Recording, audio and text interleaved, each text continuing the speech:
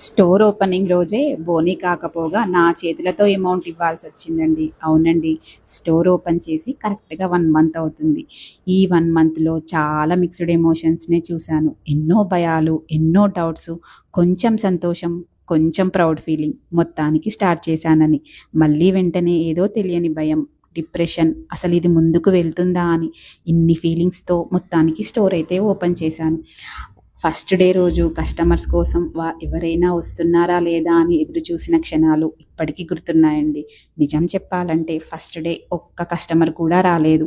ఈలోపు 2 మనుషులైతే లోపలికి వచ్చారు. వస్తూనే స్టోర్ ఎప్పుడు ఓపెన్ చేశారు, గుమ్మడికాయ కొట్టారా లేదా అని గట్టిగా మాట్లాడుతూ చప్పట్లు కొడుతూ 15,000 అమౌంట్ ఇవ్వాలని డిమాండ్ చేయడం మొదలుపెట్టారు. ఈ పాటికి మీకు అర్థమయ్యే ఉంటుంది వాళ్ళెవరో అని. వాళ్ళు అడిగిన అమౌంట్ ఇవ్వకపోతే వాళ్ళ గ్యాంగ్‌నంతా పిలుస్తామని బెదిరించడం మొదలుపెట్టారు. వాళ్ళ బాధ భరించలేక కొంత అమౌంట్ అయితే ఇవ్వాల్సొచ్చింది.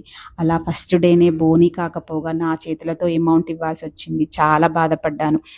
మన ఇష్టపూర్వకంగా ఇచ్చినంత తీసుకోవాలి కానీ అలా డిమాండ్ చేసి అడగడం నాకసలు ఆ పద్ధతి ఏం నచ్చలేదు. మీరు నాలానే ఫేస్ చేసి ఉంటారు. అలా ఫస్ట్ డే సాడ్‌గా ముగిసింది. నాకసలు బోనీ అయిందా లేదా? నెక్స్ట్ డే బోనీ ఎప్పుడయింది? ఏ రోజయింది? అసలు శారీస్ అమ్ముడుపోయాయా లేదా అనేది నెక్స్ట్ ఎపిసోడ్‌లో చెప్తాను. మంచి మంచి అప్డేట్స్ కోసం, మంచి శారీ కలెక్షన్స్ కోసం మందారంని ఫాలో అవ్వడం మాత్రం మర్చిపోవద్దు. ప్లీజ్ ఫాలో మందారం. మందారం మన ఇంటి చీర. Thank you. బై.